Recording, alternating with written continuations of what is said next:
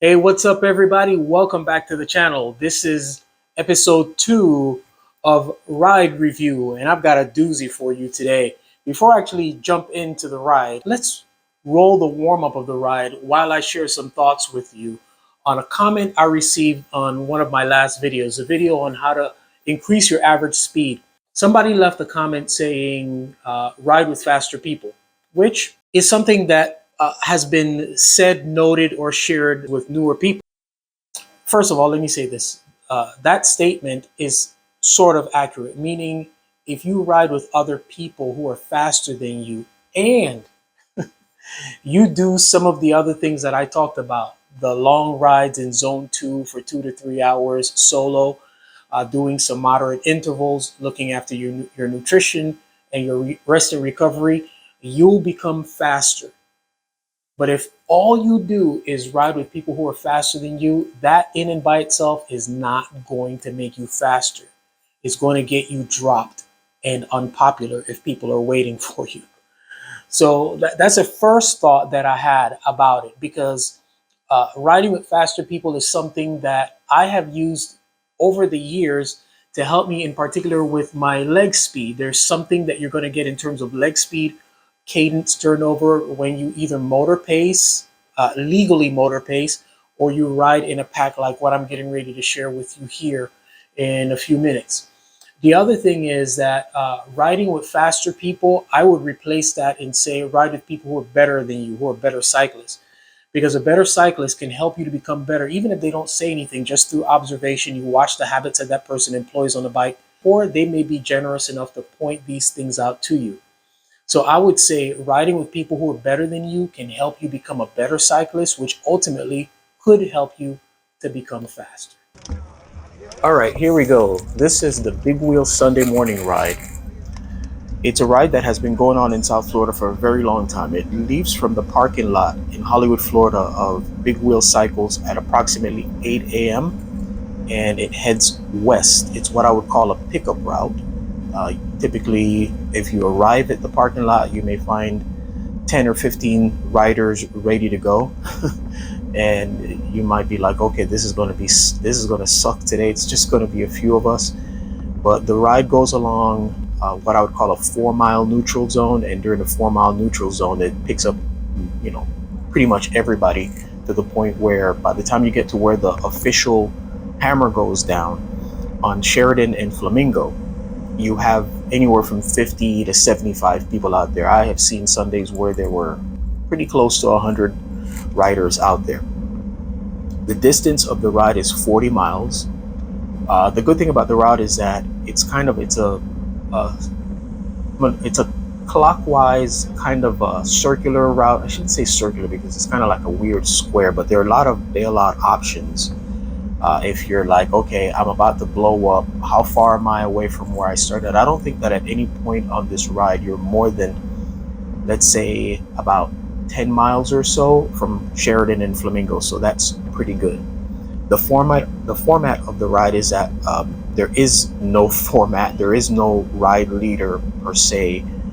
There's kind of like an unofficial patron of the ride, and that would be either Loxley or Roger. Those are kind of like the guys that everybody looks toward for guidance of this ride. It's a little bit of an unsanctioned race. There is, however, a weekly official sprint at the end of the 40 miles. And the trophy that you get is a little rubber chicken that you can hang on the back of your saddle until the following week. You get to race and defend your title. The ride kind of takes the form of a Peloton, which is a little bit different than pack riding. Pack riding is usually a whole bunch of people going down the road, enjoying themselves. A Peloton is a little bit more aggressive. It's a little bit more visceral. In a Peloton, you're riding as an organism. And oftentimes in a Peloton, you're very close to other cyclists. It's not for the faint of heart. It's not for the uninitiated or inexperienced, because you're bumping shoulders, not in an aggressive way. It's just the nature of being in close quarters with other cyclists. Sometimes you'll look up and your left brake lever is up on somebody's hip and your right brake lever is up on another person's hip on the other side.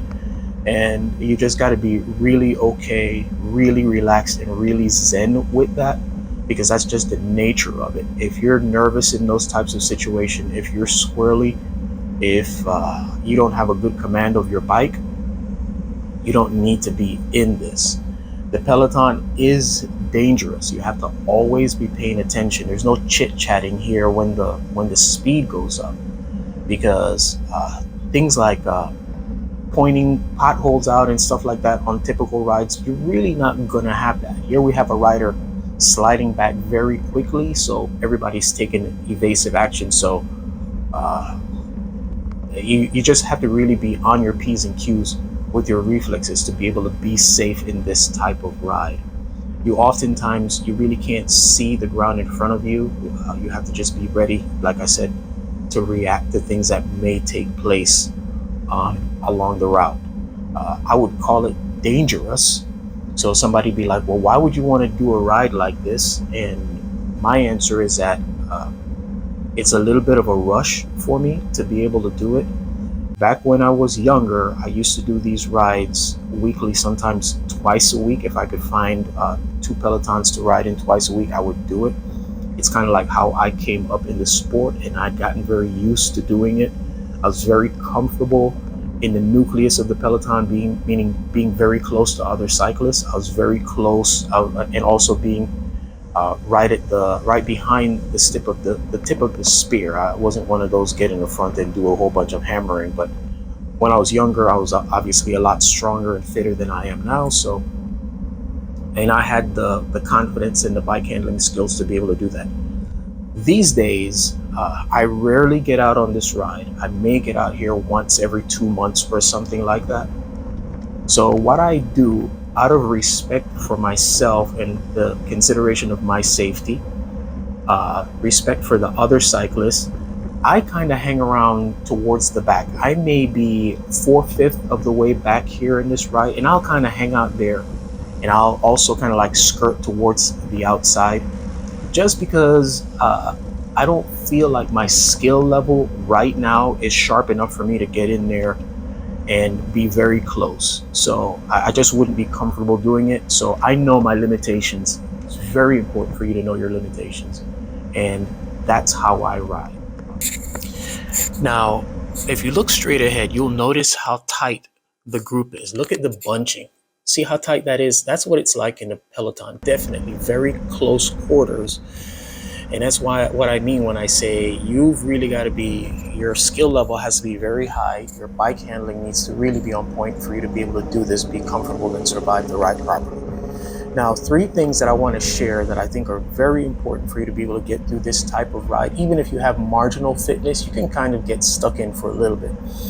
The importance of cornering speed, carrying high cornering speed, being able to position yourself properly from the wind, and also anticipation of the surges.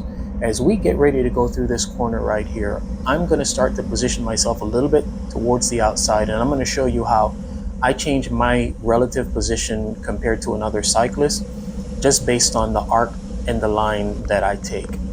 So I want you to notice this rider that's on the right hand side in the aqua blue helmet. Look at his position compared to mine. As we begin to go through the corner, watch what's going to happen. I'm carrying more speed, more momentum. He's out of the saddle so that he can accelerate, but just because of the momentum that I have, I'm not out of my saddle, I'm still seated, and I'm just continuing with the momentum. It's a lot easier for me to accelerate. That's just one of the things that you can do to be able to save a fair amount of energy on these types of rides. Yes, like I always say, cycling is a game of conservation of energy. The next thing that I want to talk about is anticipation of surges.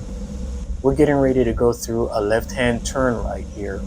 And as we get ready to turn, as soon as I get the clear, I'm looking ahead. So I can look ahead and I can see how strung out the group is. That only means that I've got to get ready to really be on the gas as we come out of it. So as we come out of the turn, I'm going to I have room, so I'm going to kind of straighten out the corner, drift out a little bit, carry a little bit more momentum, Not just the importance of cornering properly, but I'm also anticipating that they're really getting ready to go at it right now. So we're already at 30, 31 miles an hour. And I made sure that I anticipated and put myself in a position to be in a draft. The other thing is very important about these types of rides. Before I even get out to rides, pretty much any ride, I am definitely looking at the weather report so that I have an idea of more or less where the wind is coming from, how hard the wind is going to be blowing at different times of the day, just so that as I get out here, I can confirm it based on what I feel the force is acting on me on the road. So yeah, those are three things that are very important. Now, I've got this entire ride, and I'm going to post a link in the description. It doesn't have a commentary, but you'll be able to see me going through this Peloton with for the entire ride, or the majority of the ride. There's a section where I peel off because it's Sunday and I've got to get to church. If you're enjoying the content that we're putting out, you can help us out tremendously by subscribing to the channel, by giving a like, a thumbs up, and also commenting in the section below. As always, our aim here is to inform, instruct, inspire. Be blessed.